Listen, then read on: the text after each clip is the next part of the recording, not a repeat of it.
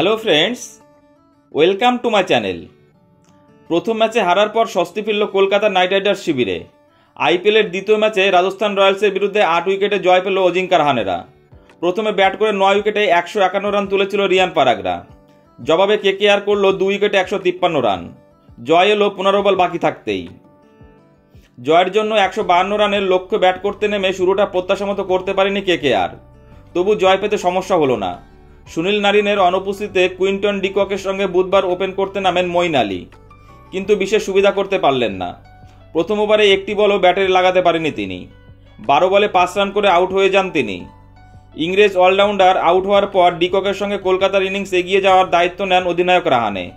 প্রথম ম্যাচের মতোই অগ্রাসী ম্যাচ দিয়ে শুরু করলেও রান পেলেন না তিনিও।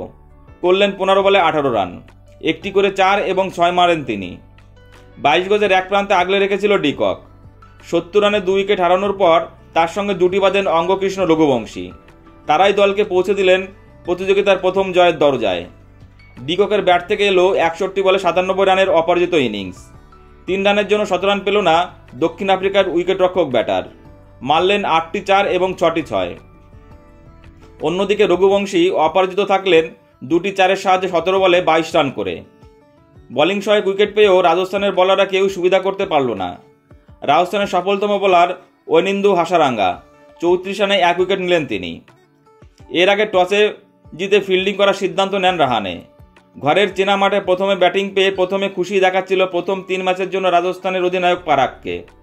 অসমের ক্রিকেটার বড় রান তুলে প্রতিপক্ষকে চাপে রাখতে চেয়েছিল, কিন্তু রাজস্থানের ব্যাটাররা তাদের দ্বিতীয় ঘরে প্রত্যাশা মতো ব্যাট করতে পারল না।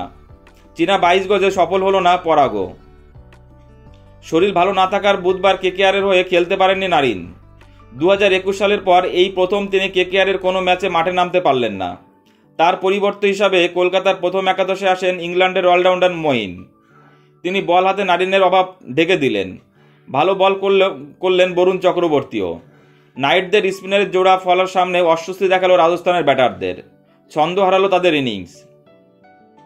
আইপিএলের সব মাঠেই ব্যাটারদের জন্য সহায়ক পিচ তৈরি করা হয়েছে।